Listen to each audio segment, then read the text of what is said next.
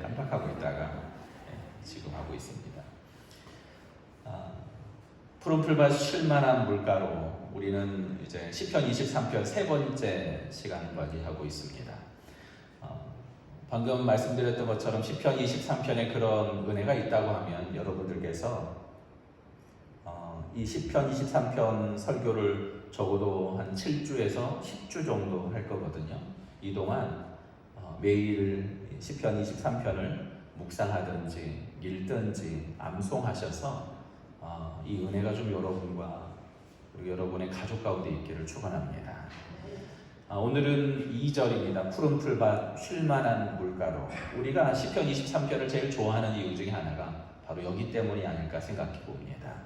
푸른 풀밭 쉴만한 물가. 여러분 생각해 보세요. 푸른 풀밭 쉴만한 물가 어떨 것 같습니까? 여러분이 생각하는 모습을 여기 준비했습니다. 사진 보여주세요. 잘 보이시지 않죠? 네. 이렇게 우리는 생각하지 않습니까? 예수님께서 양을 안고 푸른 풀밭 쉴만한 물가로 가시는 모습. 다른 사진 보여주세요. 네. 여기는 시편 23편을 묵상하던 어떤 분 그 블로그에 있는 그 사진입니다. 푸른 풀밭 쉴만한 물가가 연상되지 않습니까? 네, 너무 멋있죠. 그런데 기억할 것은 시편 23편은 어디서 썼어요? 이스라엘에서 썼습니다. 2년 전에 이스라엘을 다녀오신 분들은 푸른 풀밭 쉴만한 물가를 이야기하는 이곳 광야가 어떤 곳인지 압니다. 불을 마저 더 끄고요. 다음 사진 보여주세요. 사진을 2개 볼 텐데요. 여기가 광야입니다. 푸른 풀밭 쉴만한 물가 어디 있어요? 다음 사진. 푸른 풀밭 쉴만한 물가 보이세요? 여기 시편이 거짓말입니까? 이스라엘은 우리나라랑 계절이 똑같습니다. 봄, 여름, 가을, 겨울이 있긴 한데 여름은 아주 뜨겁고요. 겨울은 뜨겁습니다. 근데 겨울에 눈도 옵니다. 한 3년에서 4년마다 한 번씩 오는데 지난주에 눈이 펑펑 왔다고 영상을 제가 본 적이 있습니다. 이스라엘에 겨울 되면은 바람이 사막에서 불던 바람은 여름에 불고요. 겨울에는 바닷가에서 바람이 불어요. 그러니까 그 바람을 타고 이슬과 비가 내리기 시작하는데 이 광야가 어떻게 변하냐면요. 다음 사진 보여주세요. 이렇게 변합니다. 10년 전에 제가 찍은 사진이에요. 저를 찍은 사진이에요. 저기 앞에 조그만 저 사람 있잖아요. 날씬하고 호리호리하고. 네, 누가 오늘 어떤 분이 저한테 얘기하더라고요. 목사님 6년 전에는 날씬했던데 10년 전에는 더 날씬했어요. 나무가 크죠. 그리고 저기 푸른색 풀이 돋아나지 않습니까? 제가 저 풀을 보고 여기가 푸른 풀밭 쉴만한 물가구나. 드디어 광야에 이런 날이 오는구나. 너무 좋아서 가봤어요. 그런데 저 풀밭이 제가 생각하던 이런 풀밭이 아닙니다. 왜 아니냐면요. 우리가 생각하던 풀밭은 어디에 풀이 있어요? 밭에 풀이 있잖아요. 밭에. 밭 어때요? 좋아요. 바로 이 앞에 빈터만 해도 여기서 풀이 자라잖아요. 좋아요. 이 정도면. 저기는요. 가면은 저 풀밭에 앉지를 못해요. 왜 못 앉을까요? 돌이 너무 많아요. 자갈이 너무 많아요. 사이사이로 풀이 삐집고 나오는 겁니다. 다음 사진 보여주세요. 그리고 나서 여기 이렇게 꽃이 펴요. 보이시죠? 광야에 지금쯤 꽃이 이렇게 핍니다. 우리가 2월에 가서 꽃 보고 왔잖아요. 꽃 옆에서 빨간색 아네모네 엄청나게 피고요. 그리고 이런 보라색 꽃들이 이름 모를 들풀들이 광야의 지천에 핍니다. 광야입니다. 그리고 그곳에 양떼가 있습니다. 보여주세요. 여기 자세히 보면 알겠지만 땅이 평평한 것 같으세요? 아니죠. 평평하지 않습니다. 저기에서 그야말로 산 능성에서, 광야 능성에서 저렇게 풀을 뜯고 있습니다. 이게 우리가 알고 있는 시편의 오해들 중 가장 큰 오해, 푸른 풀밭, 쉴만한 물가로에 대한 오해입니다. 불 켜주세요. 다윗은 광야에서 양을 치던 목동이었습니다. 아버지도 나를 인정해 주지도 않고 형들 다 모였는데 막내 아들만 따로 떼놓고, 그것도 가장 천한 일 중에 하나인 양치는 일 하라고 했습니다. 광야에 그런데 버려진 사람이 아니라 그 광야에서 오히려 하나님을 만나며 목자 되신 하나님, 양 같은 나를 끝까지 책임져 주시는 하나님을 만나며, 그 다윗이 고백하는 시가 시편 23편이요.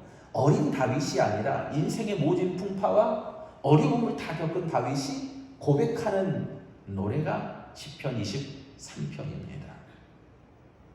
그리고 다윗이 고백합니다. 푸른 풀밭, 쉴만한 물가로. 오늘 여러분을 푸른 풀밭, 쉴만한 물가로 인도하시는 하나님을 만나시기를 주님의 이름으로 축원합니다. 사실 우리가 이 사진들을 보기 전에는 푸른 풀밭 쉴만한 물가라고 그러면은 생각나는 그림들이 있습니다. 사시사철 걱정도 없고 근심도 없고 항상 물이 졸졸 흐르고, 우리는 뉴질랜드를 생각하고 있습니다. 그런데 이 오해는 그냥 광야에 대한 오해로 그치지 않습니다. 대부분의 설교에서도 똑같이 이야기를 하더라고요. 그런데 실제 이스라엘에 살다 온 제가 느낀 건, 이 오해는 설교자들에 대한 오해뿐만 아니라 우리 인생에 대한 오해도 마찬가지 아닙니까? 하나님이 인도하시면 부족할 것이 없고 다 잘 된다, 항상 풍성하게 채워주신다 라고 그렇게 이야기하고 그렇게 우리는 믿어왔습니다. 아니, 그렇게 교회에서는 우리는 아멘 했습니다. 그런데 우리가 실제 살아가는 삶의 현장에 가보면 어떻습니까? 그때부터 우리의 고민은 시작됩니다.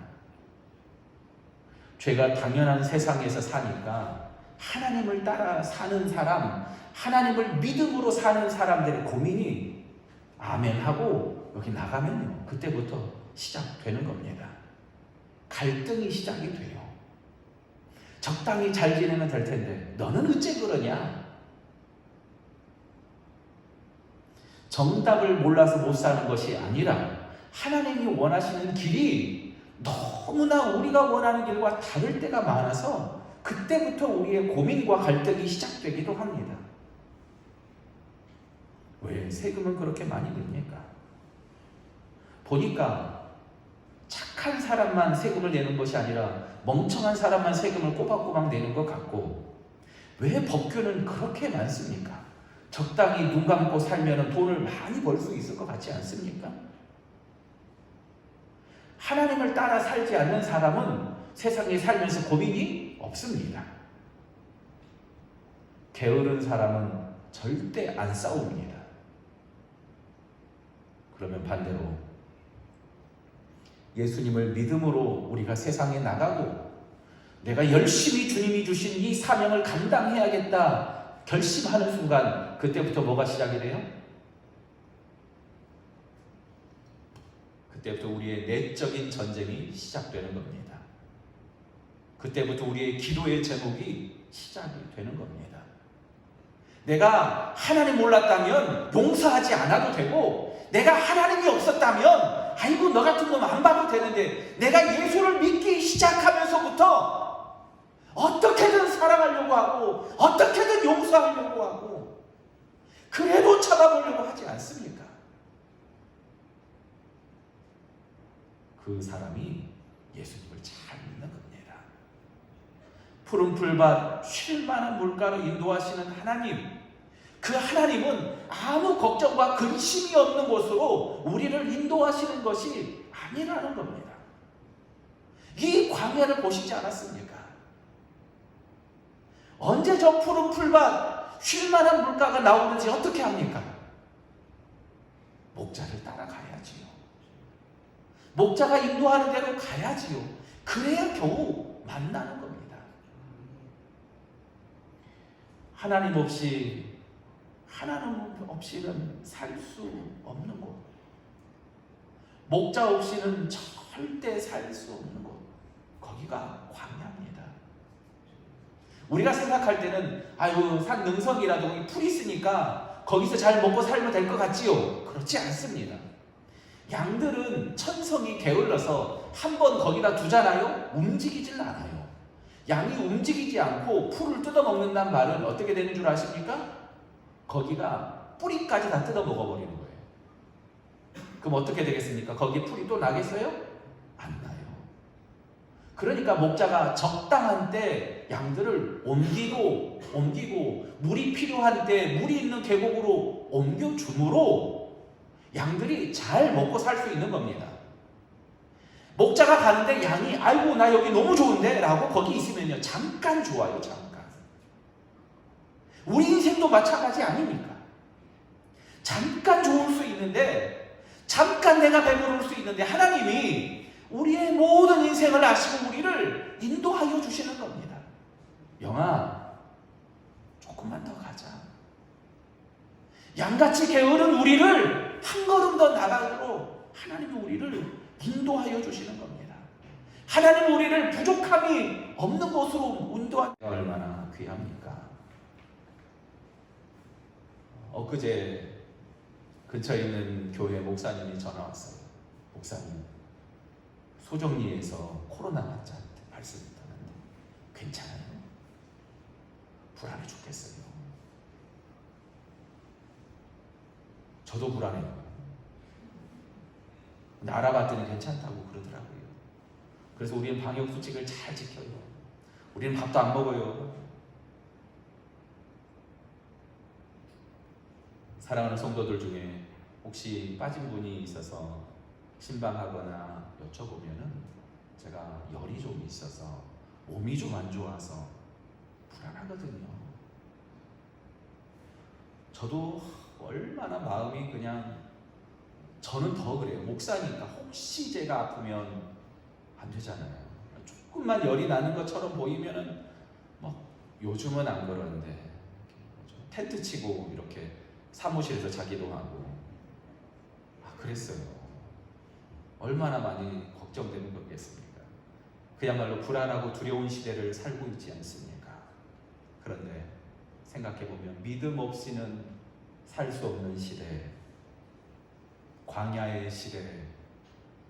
그래서 이 시대가 푸른 풀밭 쉴만한 물가로 우리를 인도하실 하나님을 따라갈 만한 시대가 아니겠습니까? 부족하고 약한 양처럼, 게으르고 참 못난 양처럼 그냥 거기가 전부인 줄 아는 우리를 인도하여 주시는 목자 되신 하나님. 저는 이 광야에 있었던 양들을 생각하다가 그 광야에서 시험 받으셨던 예수님의 이야기가 떠올랐어요. 예수님이 40일 금식기도 다 마치고 나서 사탄이 와서 시험합니다. 돌이 떡이 되게 하라. 이게 첫 번째 시험입니다. 금식 다 끝났거든요. 돌이 떡이 되게 하라. 이거 되게 하면은 스타가 되는 겁니다. 예수님이 능력이 없습니까? 있지요. 더구나 금식 끝났는데 뭔 상관이에요. 하지만 예수님께서는 스타가 되는 그 길을 선택하는 것이 아니라 오히려 시험 받으시고 참으시고 십자가를 지심으로 우리를 살려주십니다. 5,000명의 장정만 5,000명 그들을 먹였을 때 그들이 이렇게 그냥 예수님 따라가면 이길 수 있거든요. 식사 걱정 안 해도 돼요. 예수님 이대로 갑시다. 그래요. 이대로 갑시다. 그러니까 예수님께서 그들을 피해서 갈릴리를 급히 건너가는 장면을 우리는 성경에서 만날 수 있습니다. 6월절 예수님이 예루살렘에 입성했을 때 얼마나 많은 사람들이 환호합니까? 환호하는 사람들 그대로 데리고 야 우리 점령하자 라고 그러면요 끝이에요. 그런데 예수님은 참으십니다. 십자가에 달리실 때 네가 십자가에서 내려와라 그러면 내가 너를 믿겠다라고 조롱하는 사람들이 있습니다. 내려가면 되거든요.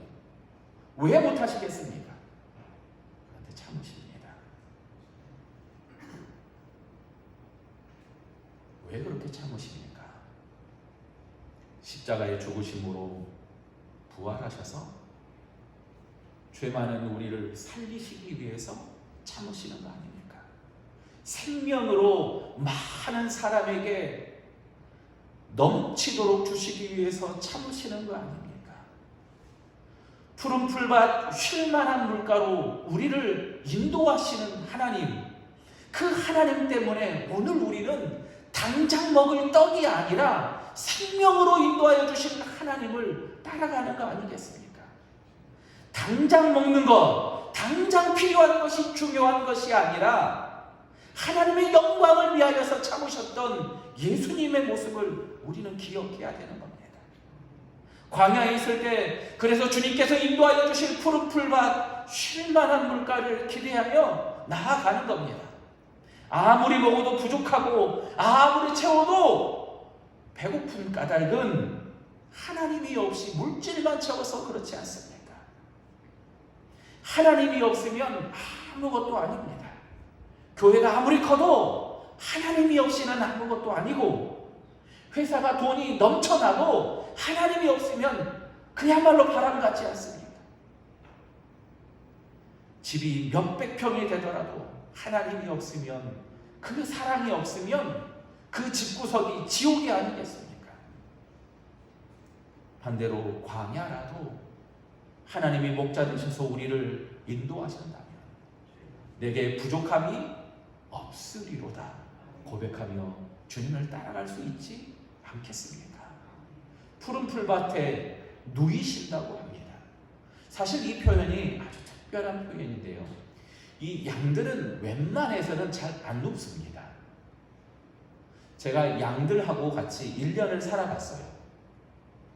양들하고 같이 1년을 사는데 양들이 아무 때나 눕는 게 아닙니다. 배부르고 등 따시고 목자가 있으면 그때 눕습니다. 목자가 옆에 있고 잘 먹으면 그때 눕습니다.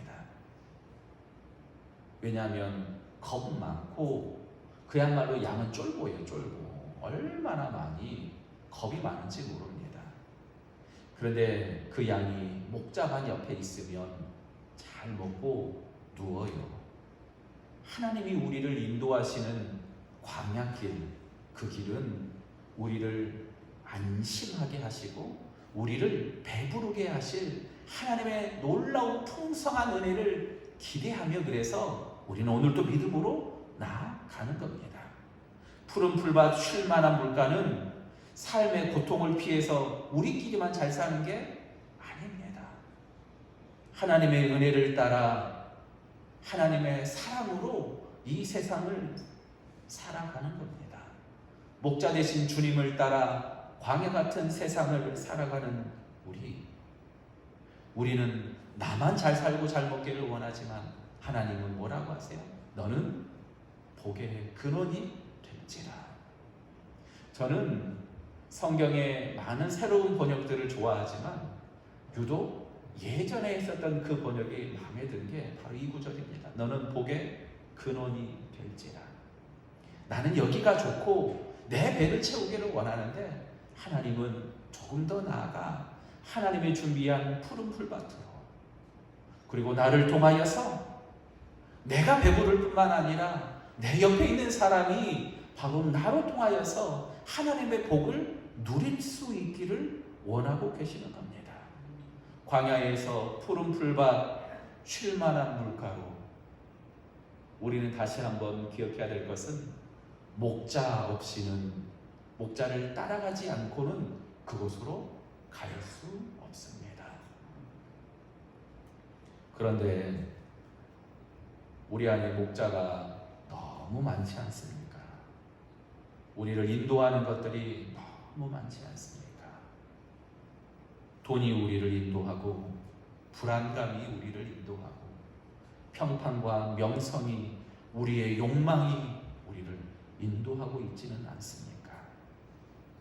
성경에서는 우리를 잘못 인도하는 것들을 거짓 목자라고 합니다.